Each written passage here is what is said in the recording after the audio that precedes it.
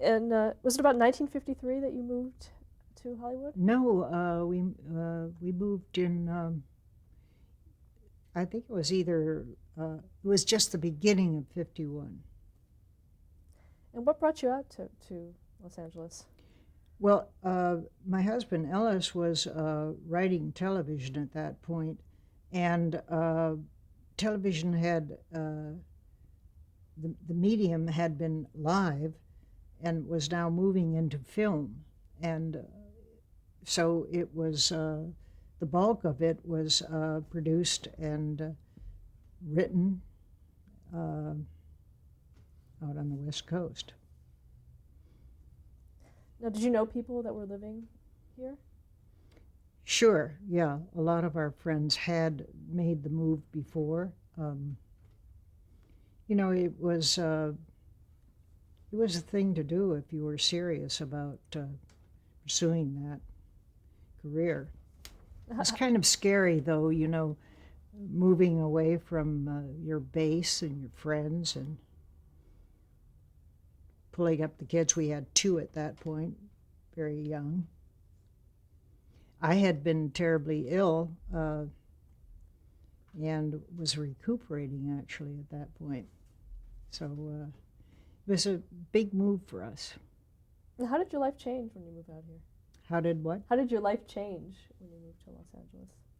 Well, uh, this is much more like what I knew growing up. I mean, this is, look at it, it's beautiful. I mean, it's green, trees, you know, the only thing is the seasons don't change. Living in New York was very exciting. It's marvelous, especially if you don't have children. When you have children, it's a little difficult. I remember how tough it was with two little kids who are they're 21 months apart.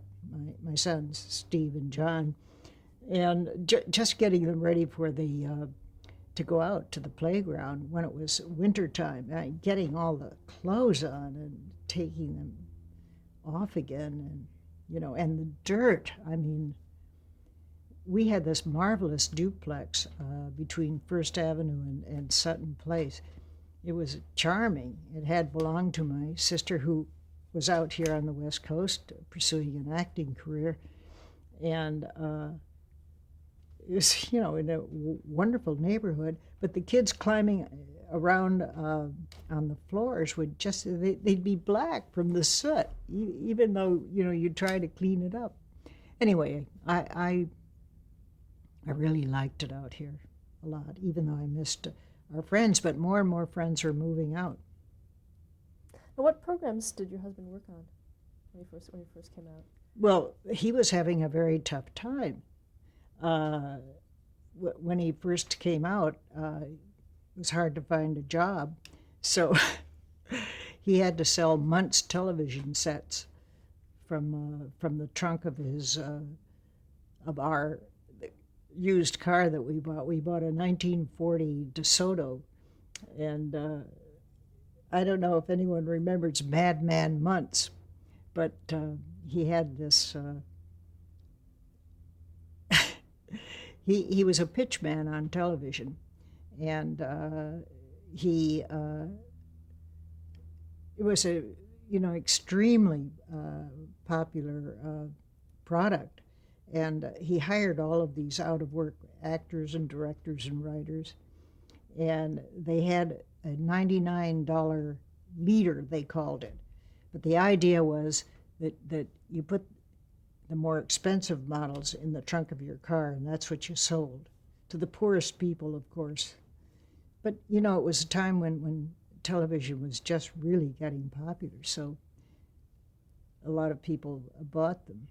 But Ellis did have a he kept you know writing on spec, and he did connect with Universal Films and wrote a western called Ride Clear of Diablo with Audie Murphy. It was pretty successful. Uh, and then he started writing some of the Ziv shows. Mr. District Attorney. I Led Three Lives, Highway Patrol with Broderick Crawford, and gradually worked his way up to more prestigious programming. Now, were you thinking about going back to work at that point? I was restless, and being Mrs. PTA and Mrs. Mommy, and finding that I really wanted to do something else. I was freelancing, still writing baby articles and getting them published every once in a while. I wrote a spec article for Vanity Fair called "Is Woman the Second Sex in Hollywood?" Simone de Beauvoir had written this wonderful book, Women the Second Sex. I just thought it was terrific. This predated Betty Friedan and Gloria Steinem, of course. And I thought, since Hollywood is kind of like the sets the standard for how we feel about so many things, how does Hollywood treat women? Are they the second sex? And the movies that I had loved growing up, they weren't. They were professionals. This was in the 30s, but suddenly we were in the June Allison era, and everyone was, the Doris Day, and everyone was a happy housewife, Debbie Reynolds, that kind of thing. It was a pretty good article. Did you also explore behind the scenes in terms of women working behind the scenes on films and television? I didn't. Did you explore, was it just on screen that you were talking about, or did you also explore behind the scenes women? Yes, I did some behind the scenes. I interviewed Ketty Frings, who was an important screenwriter at the time. Sonia Levine was also a prestigious screenwriter. But there were so few of them, and they were anomalies. And it was the stories that were told. They were innocuous. And did you consider yourself an early feminist? I didn't hear that. Did you consider yourself an early feminist? I don't think that I knew what that term was until Betty Friedan.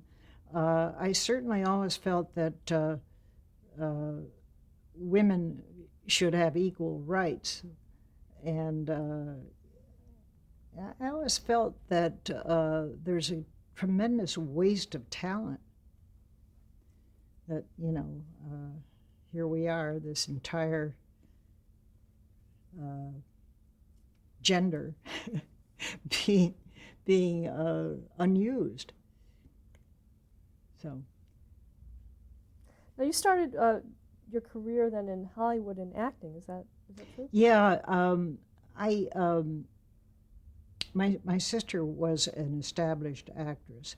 My sister should have been a tremendous star, but she had all kinds of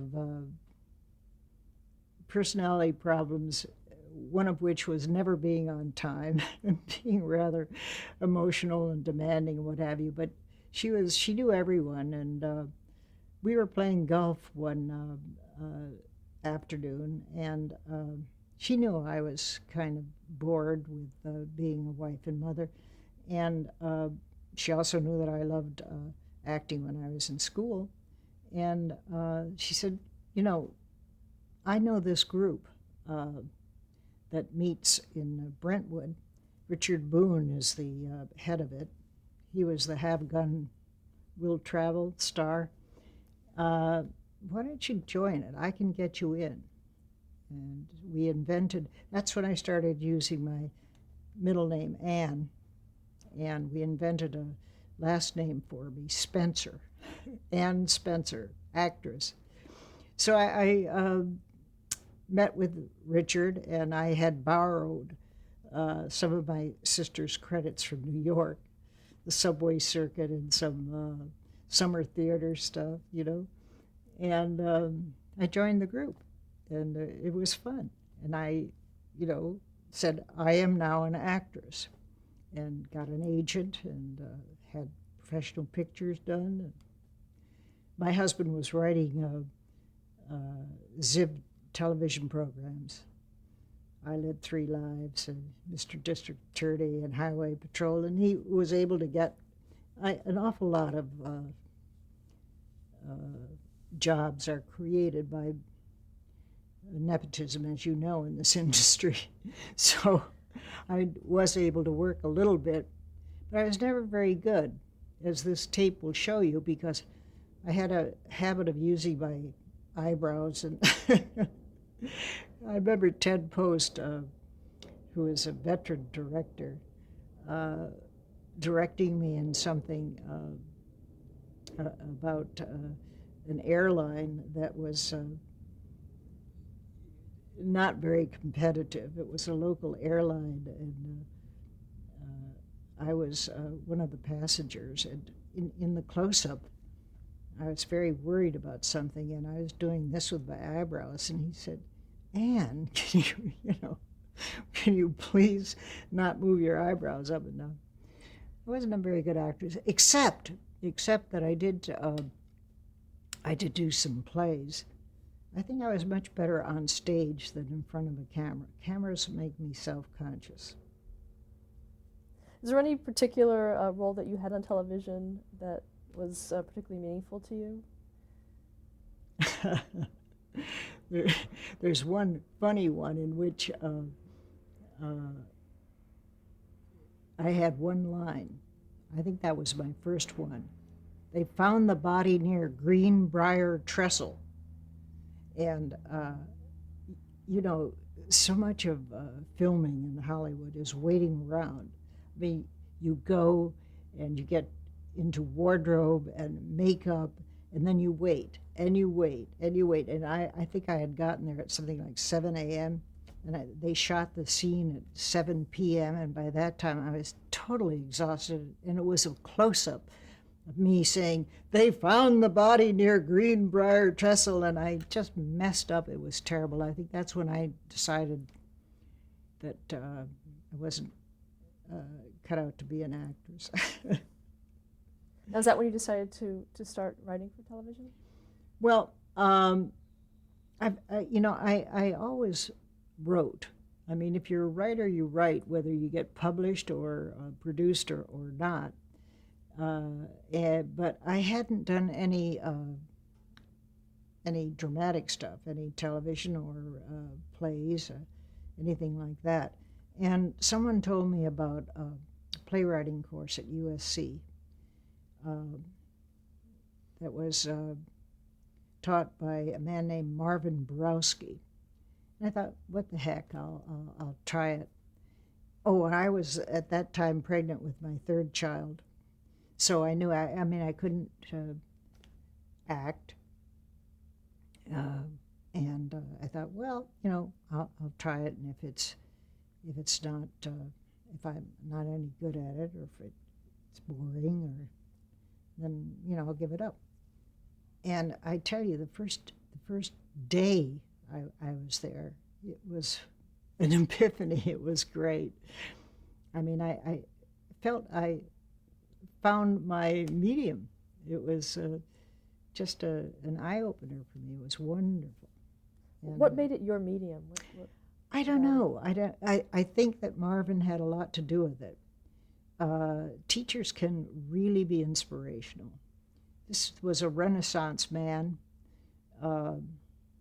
very knowledgeable about theater and film and everything else. And I was good at it. I was good at dialogue.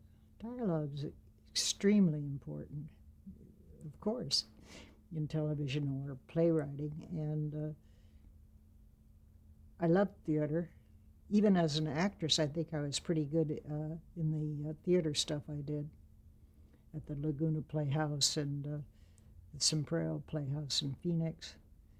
I don't know, I wrote this play in 1958 called A Woman's Place. And I'll tell you something. I think it's going to be. We're going to have a revival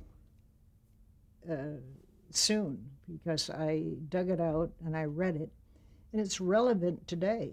It's about a woman who has to choose between pursuing this career or just staying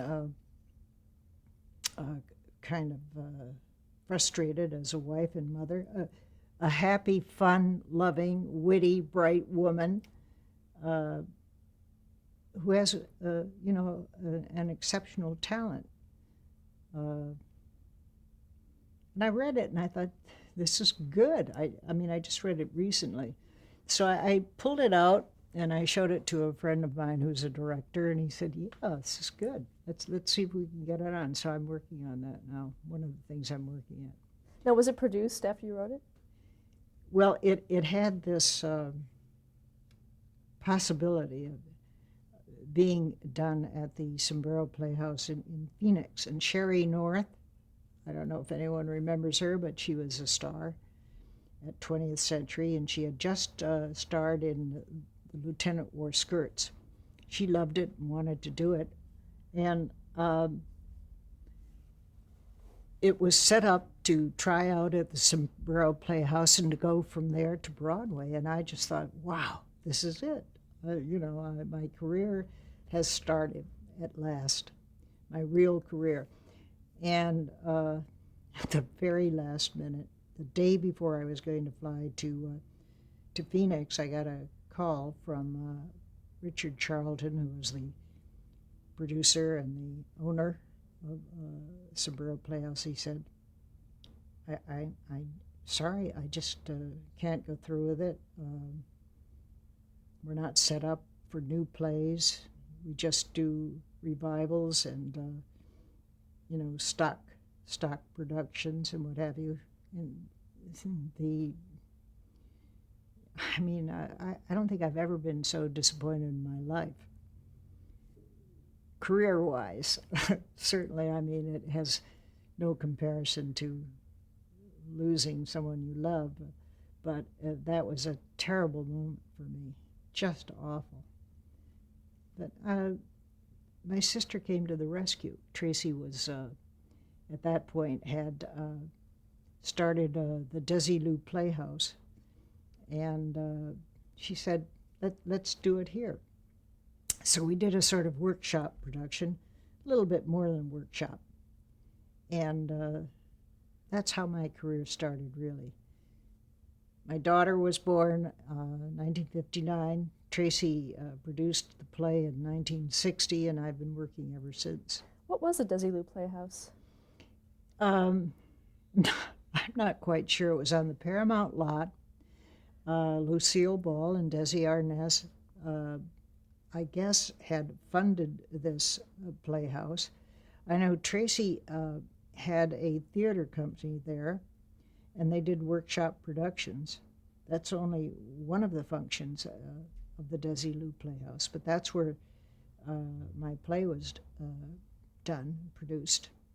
Went to every single performance, loved it, loved seeing it. Now, who were some of the people involved in that, in the playhouse, who were in the play? Well, Majel Barrett, who is Gene Roddenberry's wife, of course, Gene Roddenberry, Star Trek. She was the star of the play. Not right physically for it, because I had seen the lead as a kind of small, cute sort of person, and Majel is kind of tall and stately, but she was in it. You're straining my memory. We had some awfully good people in it, but they weren't star people. They were working actors. Barbara Morrison, who was in From Here to Eternity. She played the madam in From Here to Eternity. She was in it. My sister's live-in boyfriend was in it, Jack Donner, who has his own theater now. Working actors. Did Lucille Ball ever come by and see it? Or? No. no. But it got good notices. It was reviewed, and I got an agent was interested in handling me, and that's how my career started. What was the first television show you wrote for? It was it was called The Hathaways. It was about the marquee chimps. Jack Weston. What was the name of the woman recently died? Peggy Cass. Excuse me? Peggy Cass. Peggy Cass, yeah. They were raising these, they were, the chimps were performers, and they lived with Peggy Cass and Jack Weston, and they lived as children practically. So, and Henry Stone, was that the name of the producer director? Oh, Ezra Stone. Ezra Stone. The reason I said Henry is because he was in that dreadful radio show. Henry, you know, his mother would call him. Anyway, he called and asked if I'd be interested in pitching a story for him. And I went in with an idea, and he liked it. And the humiliating thing was that he would only let me, you'd only make the deal if my husband, who was then had, you know, scores of television credits, if he would write it with me. So it was sort of a put down, but I was so anxious to start working professionally that I asked Ellis if he would do it, and he was nice enough to say yes. And that's how we started together. We did 3 of the shows and decided we couldn't work together. It was either the marriage or the writing team. I mean, we loved each other. We had a wonderful marriage, but you know, we're 2 strong personalities, and I don't think he you know, he was the professional. He felt that I was just kind of a new kid on the block. I didn't think his ideas were that great at that point, you know. So we parted company after doing those, as a writing team, after doing those 3 shows, and I went my own way, and we didn't get back together for about, I don't know, 20, 25 years. Do you remember any of the storylines that you wrote for the Hathaways? One of them was about, I think there were 2 male chimps and 1 female chimp. The female chimp was named Cindy, I believe. And my idea was that she has to have her tonsils out. The trauma around that. It was hilarious. Probably terrible, but I thought it was hilarious. Now, you also did Camp Run-Amok. It's one of your, Yes. another one of your early Yes, yeah. writing That was assignments. wild and crazy. Growing up, I loved camp life, and this was, I don't even know who created this thing or who was the producer of it, but it was a wild and crazy series about kids at camp. Was it David Swift? David Swift, good for you. Yes, that's who it was. Did you work with him? I mean, Yeah. Yes, Well- wonderful guy. What was he like to work with as a writer? Extremely creative and inventive, and very very giving, you know, good to work with. Nice guy. Now, early on, were you one of the first female writers that they were working with, that these shows were working with? Well, yeah. I mean, there aren't very many women who have had 40 plus years in this industry. There's some, you know, pretty prestigious women screenwriters, feature film writers. Faye Kanan is one of them, who's still living, and an icon. Sonia Levine, I mentioned, Teddy Frings. And now, of course, there are a lot of young women who are doing beautifully. Did you feel you were treated differently, you know, early on than a male writer? I mean, you mentioned, with the Hathaways, that instance. Were there other instances like that you had? The Hathaways was a real put down, I felt, having to only, having to work with my husband at first. But from that time on, after just having some credits, I was able to work on my own. And it was so different in those days. Television, the way scripts were written, the staffs it was a freelance situation. Everything now is staff written. It's very hard to break in now. I just think it's a shame and a crime. But in those days, there was a pool of freelance writers, and you could write for 2 or 3 different shows during the year. You could write 2 Dennis the Menace, 3 Please Don't Eat the Daisies, and you have a very good career going. These days, you're on one show. There are 16 of you. You're in a room, and everyone's shouting and trying to one up everyone else. I despair of it. So early on, how would you get an assignment? What would be the process? The way the show was set up is that there would be a producer, probably the writer producer, the writer who had created the show, would then produce it, and there'd be a story editor who would be the story editor, was not your competitor, didn't write the show. There is a pool of freelance writers.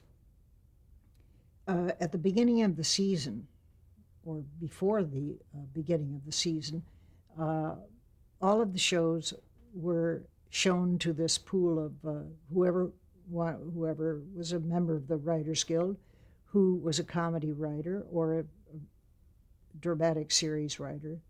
You went to the screenings, saw what the show was about. If you liked it, you would come back with ideas, pitch the ideas to the story editor and or the producer of the show, and talk about it and get an assignment, or have a series of assignments. It's very different today. One of the shows that you had a series of assignments on was Please Don't Eat the Daisies. Yeah. How many scripts did you do for that program? I did five or six of those. Very, it's a really good show. Was that Jess Oppenheimer? Who was the... I don't think so. Paul West? Paul West. Boy, my memory's really... because this is 40 years ago. I can't even remember the names of the stars of the show, but it was based on the